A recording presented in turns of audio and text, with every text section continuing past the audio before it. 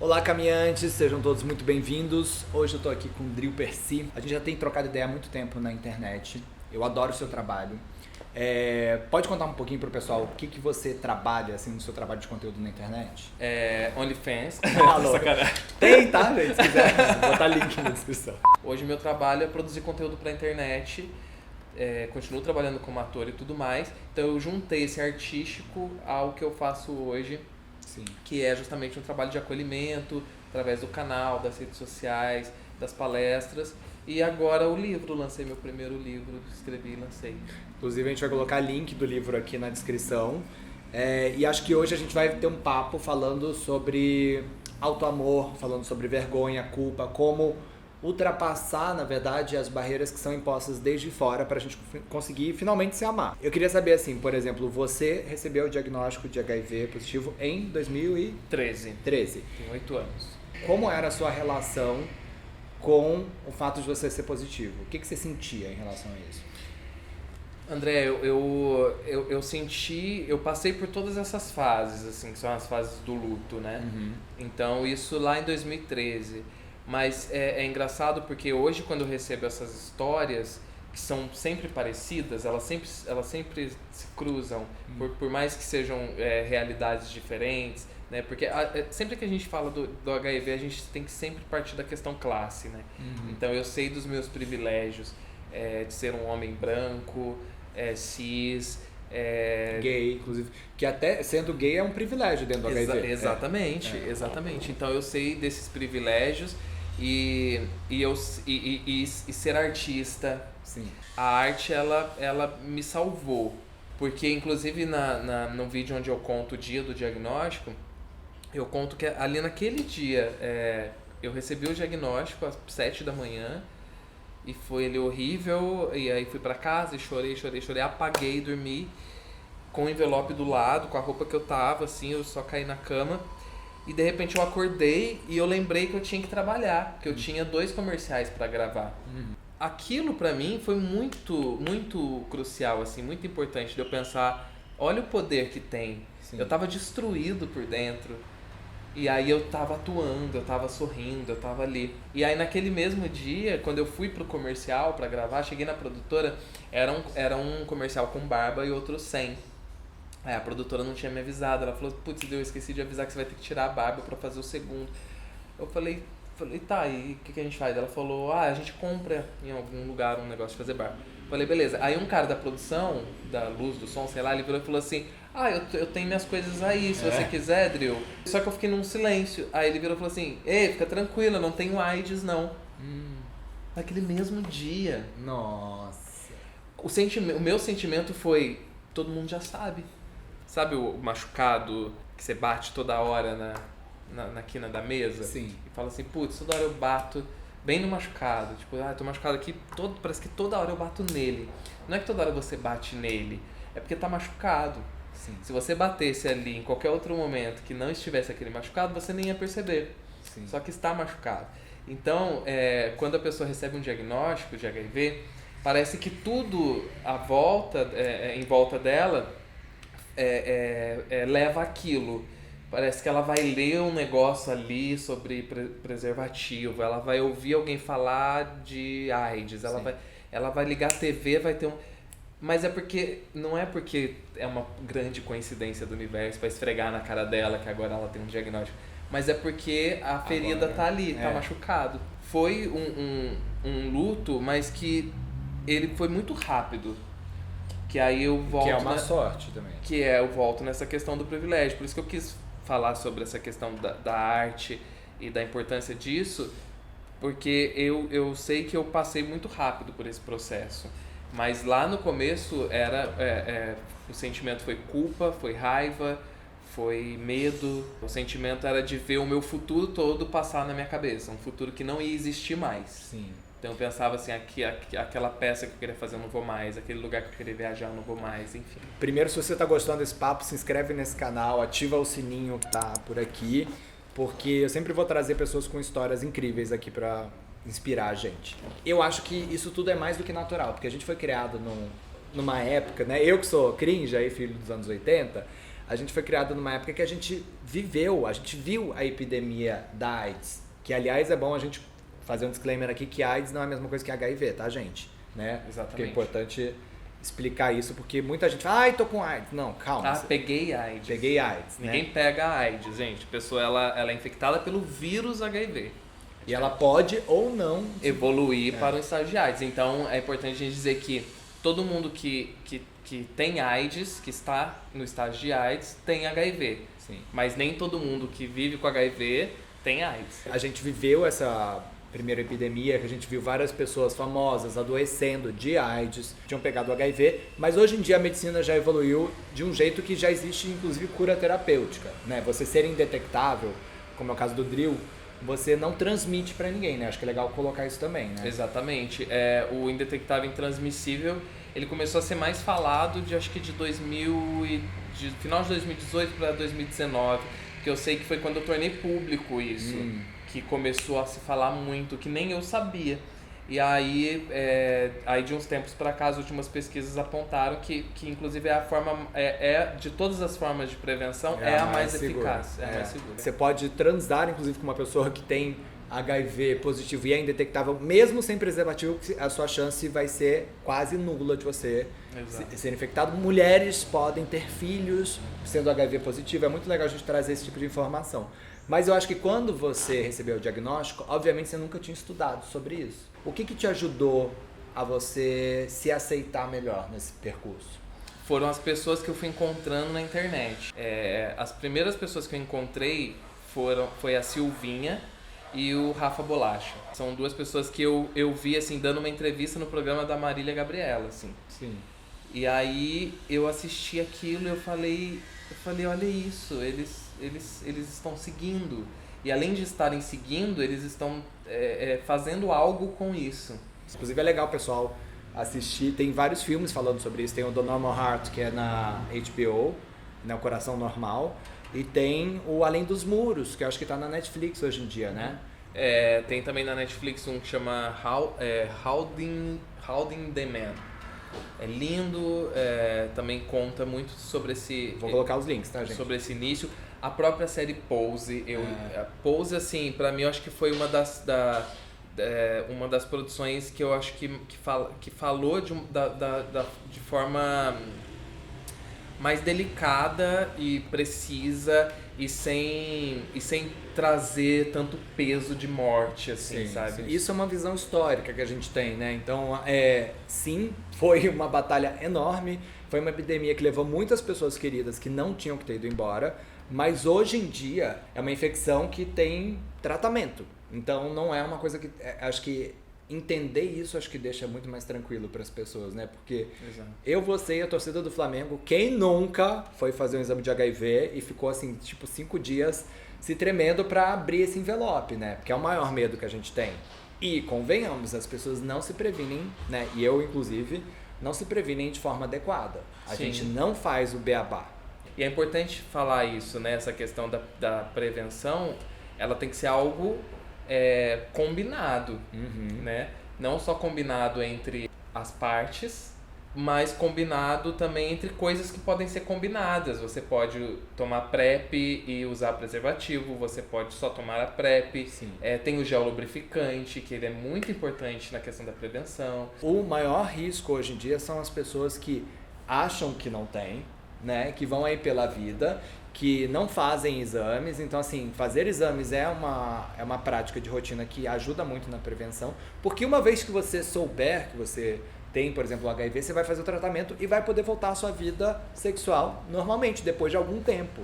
E existe muita hipocrisia, sabe, André, em relação a isso, que é justamente esse estigma que o HIV carrega há 40 anos. Sim. Teve uma história que aconteceu comigo, por exemplo, que me marcou muito nessa questão do estigma e dessa hipocrisia. Tô lá na festa, conheci uma pessoa, a gente começou a dar uns beijos e tal, e me veio essa vontade de dizer. Sim. Porque a gente tava falando sobre algumas questões e tal, e eu disse, tipo, então eu vivo com HIV e tal. A pessoa ficou meio assim e falou, tá, vou dar uma volta e tal, não sei o quê, e saiu. E aí quando eu vi, a pessoa foi pro Dark Room. Ou seja, não sabia nem com quem estava se relacionando ali. Exato. Então, assim, aí você pensa, o que é mais seguro hoje em dia? É você se relacionar sexualmente com alguém que faz os seus exames, que tá com tudo em dia, que é indetectável, que sabe de tudo, ou com alguém que tem uma sorologia desconhecida? E acho que aí a gente vai, primeiro para a hipocrisia que existe dentro do mundo gay, né? Que provavelmente se você é um homem gay com vida ativa, provavelmente você já transou com alguém que tem HIV e não te disse, né? E sobre como também ainda é mais fácil ter HIV e ser gay do que, por exemplo, ser uma mulher. Né? Uma mulher hétero, eu não consigo nem imaginar como ela vai sofrer com esse diagnóstico por causa da ignorância da outra parte. Exato. Se dentro do mundo gay já existe alguma informação, a gente já vive esse preconceito todo, eu fico imaginando, por exemplo, o caso da Thaís, né? Que inclusive é maravilhosa, eu quero, Thaís, você aqui nesse canal. Mas... Sim! Elas descobrem quando vão fazer pré-natal. Porque estão grávidas. Ai, gente. E aí elas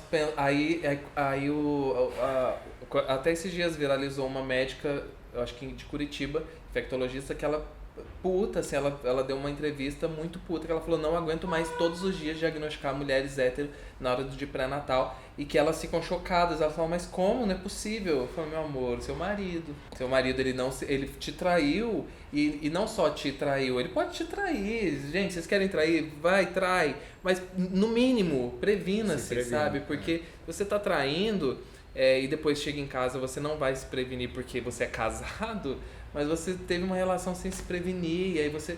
Enfim, é isso que está acontecendo.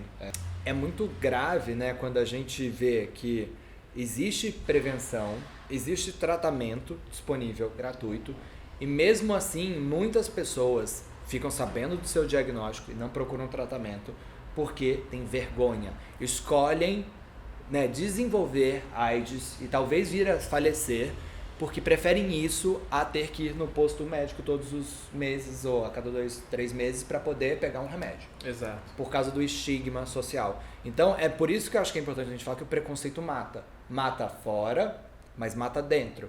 Né? Que é isso que você falou. Também tem altas taxas de suicídio também, né? Entre pessoas que se diagnosticam. Muito. Porque é isso, a pessoa ela se sente culpada, suja... Sente que a vida acabou. Que acabou, então para ela não faz mais sentido. Então ela prefere tirar a vida de uma vez ou tirar aos poucos, não se tratando. Porque sim, se ela desenvolver AIDS, sim, ela vai morrer. Sim. Então as pessoas às vezes falam assim, vocês que falam de HIV na internet, vocês romantizam o HIV, vocês só falam que é uma vida normal. Eu nunca romantizei o HIV, muito pelo contrário. O que eu falo é sobre a minha vivência, é o que eu posso falar. Sim. Eu estou ótimo, eu estou muito mais saudável do que antes, porque agora eu me cuido muito mais, eu sei como tá tudo dentro de mim. Eu não vou vir na internet falar, tipo, que eu estou sofrendo, que eu estou mal, sendo que eu não estou. Então é o que eu falo. Mas eu sempre falo, sim, tem 15 mil pessoas morrendo por ano de AIDS num país onde o tratamento é gratuito. Então, quem são essas pessoas? Sim. Assim, claro, não dá pra romantizar, mas acho que é importante da gente passar que, assim, gente, assim, no fundo, é como você ter diabetes, que você vai ter que tomar um remédio todos os dias. Diabetes mata 67 mil pessoas por ano no Brasil. A AIDS mata 15 mil. Então, morre-se mais de diabetes no Brasil. Então, é isso. É como se fosse uma diabetes, sendo que a diabetes é ainda mais grave. Claro. Só que é isso, é estigmatizado. Quem mata é o preconceito, né? É o preconceito. O HIV ele sempre vai ser associado ao sexo e o sexo sempre cai para a questão moral. A questão religiosa é uma questão que atinge muito e diretamente essa questão da infecção do HIV. Inclusive a minha família ela é toda evangélica. E aí, durante 6 anos, porque foram 6 anos de um silêncio antes de eu tornar público, eu não falei para ninguém da família. Sim. Eu só falei para a família no dia 1º de janeiro. E eu ia soltar o vídeo dia 14. Eu falei no dia 1º de janeiro de 2019. Eu falei assim, é isso. Estou dizendo porque vou soltar um vídeo e não quero que vocês fiquem sabendo pela internet. Então já estou dizendo. Sim. Então eu só fui dizer. Aí a resposta foi, nossa, por que você não disse antes? Nossa, nós somos uma família. Eu falei assim, eu não disse antes porque eu sei o que vocês iam pensar. Eu sei, por quê? Porque eu já ouvi de vocês que esse é o castigo por eu ser gay. segundo a Bíblia. Nem é segundo a Bíblia, né? Segundo a interpretação que Exato, fazem. segundo a interpretação da religião de vocês, esse é o grande castigo, é o ápice. E quando você contou pra eles, você disse que a relação foi positiva, mas depois tinham perguntas, como é que foi a reação das pessoas? Então, a família, quando eu digo, é minha mãe e minhas irmãs. Então, eu contei, e aí no início foi essa reação de dever ter contado antes, a gente tá aqui, a gente é sua família e tal. E eu já cheguei com o discurso todo pronto, né? Já cheguei falando com informação. Tudo. Falei assim, aconteceu, mas eu quero dizer que eu tô ótimo, que hoje é assim, assim, assim que funciona, e fui explicando tudo. E foi até bom ter sido agora, porque se tivesse sido antes, talvez eu ia chegar com medo, com desespero, ia trazer isso pra elas, enfim. Então, eu acho que foi no momento certo. Passa-se uns dias, eu recebi uma mensagem, minha mãe falou assim, te contar, eu e as suas irmãs, a gente foi fazer exame de HIV. Que bonitinho. Eu falei, que lindo! Porque eu falei pra elas, vocês são evangélicos, mas vocês transam. Sim. É uma infecção que ela não mostra as suas caras, né? Não. Importante assim, não é que você vai ver depois de 2 meses uma manchinha que você... Não, tem pessoas que passam tipo 20 anos, né, sem saber. Exatamente. Né? Os sintomas, né, que muita gente me procura perguntando isso. O que você sentiu? Quais foram os sintomas? Porque eu acho que eu tô sentindo. E eu falo, eu não tive nada. Você fez um exame de rotina. Foi totalmente por acaso. A minha história foi maluca, assim. Eu tava fazendo um tratamento odontológico, foi um negócio muito doido. Sim. Que por acaso.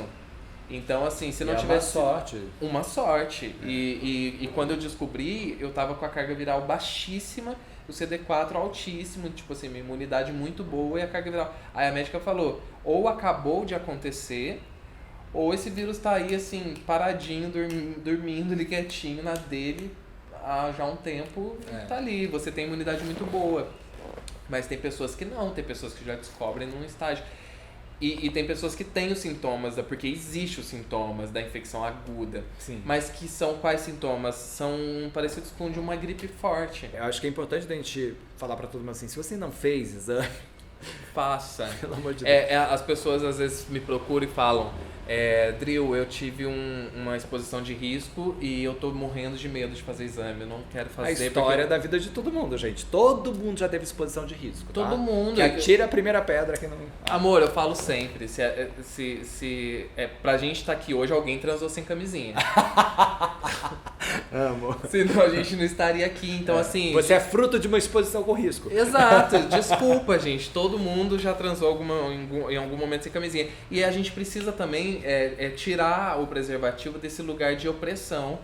Porque eu tenho amigas, por exemplo, tem uma amiga minha que ela é uma mulher cis, hétero, bissexual na verdade, e ela não consegue usar preservativo algum. Ela tem alergias, Alergia eu respeito. Mas o que a gente vê por aí é que são muitos homens héteros que falam, porque fica pequeno, porque me aperta. Não. Outro dia eu vi uma fotógrafa que ela colocou a camisinha tipo no braço, na perna, assim, pra poder mostrar que não aperta nada. Exatamente. Tipo, que pau é esse? E aí essa minha amiga, ela tem essa alergia, tipo, gravíssima. Ela já tentou de tudo e não consegue. Ela falou, Drill, e aí? O que eu faço? Toma PrEP, gata. Então, só que ela é uma mulher cis. Ué, não pode? Não pode. Gente, eu achei isso genial, que uma vez eu fui pra Nova York e tinha anúncio no metrô pra mulheres latinas e pretas pra fazerem PrEP. Olha isso. A gente tem que democratizar a PrEP. Parece que a PrEP ainda é um medicamento em estudo. Sim. Não, gente, já estudou, já aprovou, já agora libera, porque tem um público... É o único modo de prevenir com eficácia. Porque aí eles só liberam pra profissionais do sexo, pra casais soro diferente, para mulheres trans e para homens que fazem sexo com homens. Então, a gente tem que pensar que existem pessoas que não conseguem usar preservativo por N motivos, tem pessoas que não gostam ou que não querem. Sim. E aí a gente precisa discutir sobre as outras formas de prevenção. Sim, né? Eu fico pensando sobre como é que isso mudou os seus relacionamentos, né? As pessoas com quem você sai, depois você tornou isso público, como é que você tem sentido a dificuldade de poder explicar para as bis que, tipo, tá tudo ok? Antes de eu tornar público, a maior questão, e que é a maior questão de, acho que de todas as pessoas que vivem no anonimato do HIV, é sempre em que momento dizer. Então eu tô ali conhecendo uma pessoa E aí eu começo a me envolver, eu penso, e aí, como é que eu vou dizer e tal. E então, nessa época, eu fazia testes, fiz um experimento social. Então eu pensei, eu vou dizer antes, virtualmente ali. Sim. Aí bloqueava, caía fora e tal. Ah, vou dizer no primeiro encontro, na mesa do bar, ali tomando uma cerveja. Aí de repente é um telefone que tocava, a pessoa tinha que ir embora e tal. E dizer depois, a pessoa acusar. Você me colocou em risco, você isso, aquilo. Então eu fiz esse teste. Mas claro que houve muito mais retorno positivo. De dizer antes, a pessoa dizer, pô, que legal, agora que eu quero mesmo te conhecer, porque Sim. achei legal você dizer. Ou dizer na hora ali, a pessoa falar, segurar na mão e falar, tipo, é só me dizer como é que funciona, tipo, tá tudo Sim. certo. E depois a pessoa dizer, tá tudo certo, a gente se preveniu, não tem problema. Então, mas sempre existe essa coisa. Depois que eu tornei público, eu percebi que muita gente se aproximou. Eu acho que na visão dessas pessoas eu me tornei uma pessoa mais interessante, porque, pô, olha, ele fala abertamente sobre, ele faz isso, faz aquilo. E para outras, que já aconteceu, de eu começar a me envolver e tal, e a coisa começar a partir para algo mais bacana, algo mais... E a pessoa cair fora, e aí eu perguntar, mas o que rolou? Por que não... Adriano, não dá porque a sua vida é muito exposta. Porque eu estando com você, vão saber que eu vivo com HIV. Ou vão achar que... porque a pessoa pode... Pode não. Exato. Então eu já fiquei com pessoas que não viviam com HIV e disseram, Adriano, não vai rolar. Porque senão vão achar que... Aí vão me julgar, minha família vai achar. Porque, claro, não vão querer pensar sobre o casal soro diferente. Automaticamente, se você está com o Drill, você também vive com HIV. Então hoje pra mim a dificuldade tem sido essa. E o que você acha que, por exemplo, uma pessoa que tá com medo, né, ou uma pessoa que acabou de receber o diagnóstico, o que essa pessoa pode fazer para se ajudar? Primeiro dizer para as pessoas que têm medo de fazer o teste. Eu acho que é importante falar para elas. O teste não vai fazer com que você tenha ou não HIV. Então eu falo sempre, o teste sempre vai ser algo bom. Sim. Por quê? Se ele der negativo, você vai tirar isso da sua cabeça e vai seguir sua vida tranquilo. Se ele der positivo, você vai começar a se tratar. Então ele sempre vai ser algo bom. Sobre a pessoa que é diagnosticada, eu sei que é difícil, eu sei o quanto isso é angustiante e que sim, passa todos esses sentimentos na cabeça de tudo que a gente falou aqui hoje, desse luto, da culpa, do medo, da raiva, de achar que tudo vai acabar. Mas o que eu digo é que isso vai passar. Isso passa. Precisa ficar muito claro para você que eu acho que para todo mundo nessa vida assim, que a gente sempre tem duas opções. É morrer ou viver. Sim. E eu falo que quando eu me dei conta disso, eu lá deitadinho, em posição fetal, pensando tudo acabou, um dia veio na minha cabeça, peraí, o que você tá fazendo? Sabe? Escolha. Escolha agora. Sim. Viver ou morrer. Morrer tem várias formas de morrer. Você pode ser tacado aqui, você pode tomar um negócio, você pode se cortar, você pode fazer o que você quiser. Só que a gente não sabe o que acontece depois. Né? A gente não sabe as consequências de morrer. Sim. Dizem por aí coisas, mas ninguém tem certeza. Ninguém voltou para falar. Exato. Agora viver, a gente sabe as consequências de escolher viver. Sim. Não é fácil e tem várias questões. Mas eu garanto que é a melhor escolha. A única certeza que eu tenho é isso aqui agora. Então eu só preciso viver isso aqui da melhor maneira que eu puder.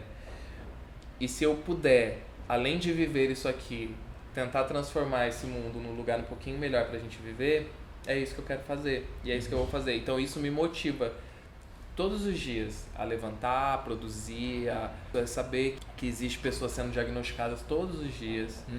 E o que eu mais quero é que essas pessoas possam abrir esse envelope e caso esteja escrito reagente, que é positivo, que elas não sintam o que eu senti lá atrás. Que elas possam ficar tranquilas e entender, é só uma nova condição. Agora vamos cuidar disso. Sim. E elas cuidando disso vai ficar tudo bem. Porque porque sempre fica.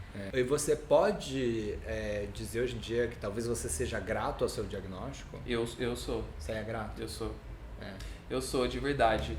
As pessoas podem me criticar por falar isso, de repente, porque vem naquela questão de romantizar, mas não é.